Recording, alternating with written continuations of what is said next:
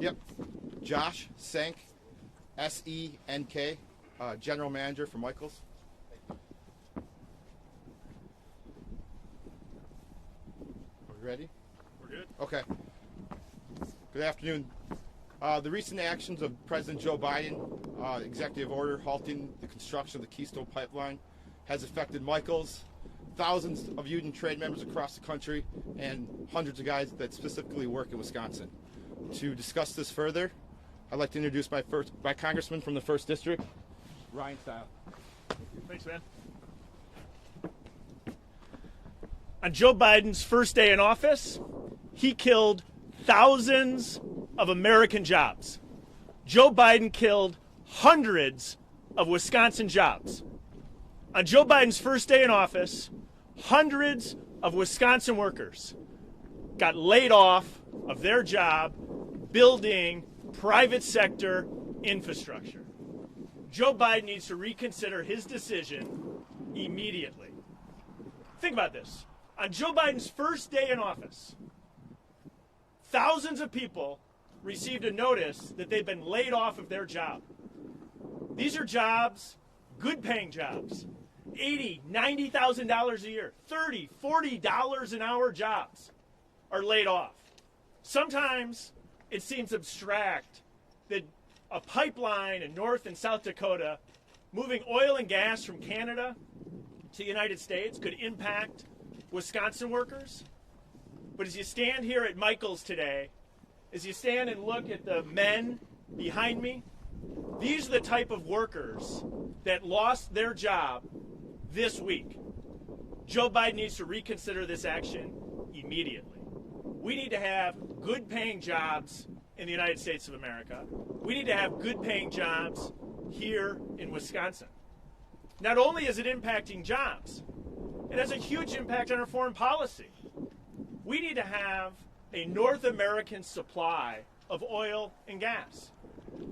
Joe Biden's decision makes us more dependent on the Middle East, more dependent on Russia, more dependent on Venezuela for our supply of energy. I find his decision disgusting. Hundreds of Wisconsin workers lost their job this week because of what Joe Biden did. Joe Biden needs to immediately reconsider this action and put Wisconsin workers back to work. I'd now like to pause and pass it to my good friend, Congressman Glenn Grothman. Glenn? Thank you, Brian. As Brian said, it's kind of a rocky first week here for the Biden administration.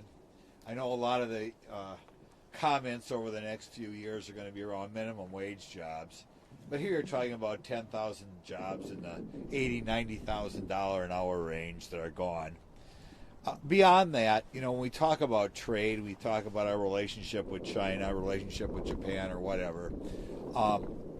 It's easy to forget, and they're almost dead even. Our number 1 and 2 trading partners in the world are Canada and Mexico. And it's so important that we have good relationships with both of them. Now, already a lot of this pipeline's been built. I'm sure Canada felt this was a done deal as part of their economic development. And on day one, Joe Biden comes out of the chute and pops Canada right in the face. I mean, amateur night at the White House. I'll tell you that. I don't know who he's getting his ideas from. I thought I was at that speech the other day. I thought maybe Lady Gaga thought this would be a good idea. But in any event, I hope not only when he thinks about the people who lost their jobs, but I hope when he thinks about our relationship with Canada, that he reconsiders and gets us back on the straight and narrow. Now I'd like to introduce things to my boss here, Scott Fitzgerald. Thanks, Glenn. I think there's a time for political rhetoric, and we heard a lot about the pipeline this fall. I think I'm shocked and disappointed that we're standing here today having this press conference at the Michaels Corporation, headquartered up in Brownsville. I mean, it's a great American company that literally just got the rug pulled out from underneath them, and certainly disappointing. I saw that President Biden had a stack of executive orders sitting on his desk, and one by one he was signing those and then making a comment trying to make a political point. I'm not sure who the constituency is that he did this for, but I'm hopeful, not only by being here today, but I think other elected officials, whether it's at the state legislative level or in Congress, that's where the answer is, to reverse this. And it also means that Canadian officials, I'm sure, will be reaching out to President Biden saying, this is a big mistake. This is a big mistake. So not only I think it's important to have the Republican members of Congress here, but, I think there's probably employees that are represented by Representative Moore and Senator Baldwin, Representative Pocan and Representative Kind, others that could reach out to those elected officials as well and say, call the White House. Call the White House and ask them to undo this mess that they've created, and let's get these people back to work. So it's unfortunate that we're here today, but I think it's necessary because it's kind of a last-ditch effort to save these jobs and get this thing reversed. So thank you. Happy to answer any questions. Adam, yeah. Obviously, the pipeline has been a controversial project for decades now. Why do you believe that the jobs here, I don't know if it would be outweigh the environmental concerns, and particularly the concerns of indigenous people who live in northern Minnesota or near the border? The environmental concerns are very misleading to a lot of people. So the oil and gas is still going to be transported into the United States of America. It's going to be done by rail, a less efficient means of moving oil and gas with greater risk to the environment from rail accidents, far less safe than a pipeline. And so I think it's very misleading the way that Joe Biden explained this. And it's had a real direct impact on the workers here in the state of Wisconsin. I don't know if you guys want to add anything to that or not. Oh, that's true. When you talk about the environment, like Brian said, a pipeline is safer than rail. Can we have you come up to the microphone? Yeah, like Brian said, when you talk about solely the environment, a pipeline is safer than rail, and certainly safer than truck. So, other than, like I said, other than to cater to some uninformed environmentalists, and that's what I said a little sarcastically, Lady Gaga, but that crowd who doesn't really know what's going on in the world, if your sole concern was the environment, you would rather have stuff be transported by pipeline. How is Michael's quote affected directly? I'm not sure if you can answer. I'm happy to let the Michaels team answer that directly, but Michaels employees, Michaels is a subcontractor for TC, which is doing the pipeline. And when this was terminated, all the work stopped on the Keystone pipeline. And so workers from Michaels, workers from other companies in the state of Wisconsin who were on the project this week were laid off this week by the action of Joe Biden. Representative, there's been talk about a bill in Congress that might try to challenge what the president did. What have you heard? Any thoughts about a bill? Those conversations are just beginning. I'm going to do everything I can to overturn this decision, and I think my colleagues stand with me on that. Is there a vote or a way of structure that would survive a veto? I mean, what sort of strategy, what sort of things would the bill say, maybe? We're 48 hours into this. This is the conversations that we need to be having immediately to override this decision. The administration, Ricardo. Journal Sentinel, the administration said in their logic that in 2015, according to a State Department report, the pipeline didn't necessarily meet national interest or national security interest. I was just wondering on your comments on that report. I couldn't disagree more with that conclusion.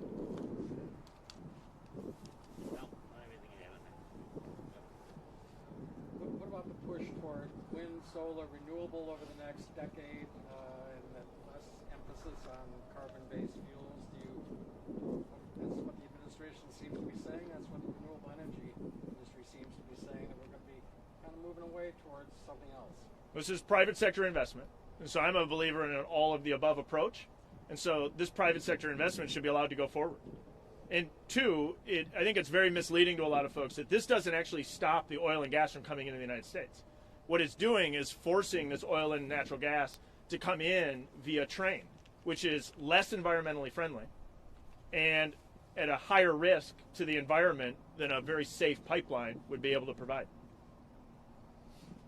Some people might look at your campaign contributions and saw some executives from Michaels did donate to your campaign. Any comments on that? I'm standing here with the workers who lost their job. I'm concerned about Wisconsin workers. And when Wisconsin workers lose their job by the actions of Joe Biden, I'm going to stand up every single day for Wisconsin workers. Can some of those lost jobs be shifted to the wind and solar, like Chuck mentioned, that are lost here today? I don't know that that's a lot of solace to the men and women who lost their jobs this week, that there might be a potential future job. A future job doesn't pay the mortgage, it doesn't cover the rent, it doesn't pay the grocery bill. People lost their jobs this week by the action of Joe Biden. We have time for one more question.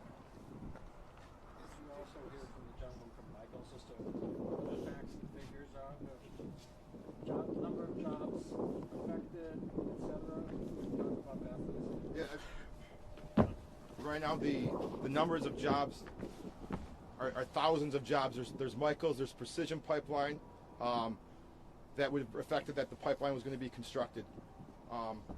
The actions that were happened recently, we were doing station work. There's hundreds of guys that got laid off. Was that Tuesday? Are any live in Wisconsin? Or Yes, a lot of them live in Wisconsin. Yes. That's an important point to know. These are thousands. I'll jump over with you. Yep. You say there are. I'm going to take my mask off. There's thousands of jobs that were lost.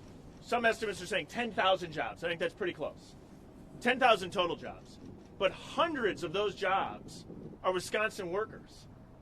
That this is where Michaels and other companies in Wisconsin, we build stuff in Wisconsin. We're really good at building stuff in Wisconsin. And so it's Wisconsin employees that are going to places that are more remote, North and South Dakota, to do the work. And hundreds of Wisconsin workers were laid off this week by the action of Joe Biden. Appreciate all you guys being here. It's an important topic. We got a little bit of Packers weather here. Go Pack. This is what I think. Yeah? I didn't like that one question. If these guys lose their job, maybe they can work on solar energy. Where do you work? Yeah. The Journal Sentinel. See, it's like if you lost your job tomorrow, we say, well, that's okay. There's another job that doesn't pay as well in Eau Claire. Maybe something will open up there for you. You know, what a callous thing to say to the people who got laid off. It's just going to bug me a little bit. Thanks everybody for being here. I'm sorry, who did that? Oh, you did. Okay. I'm sorry. WTMJ.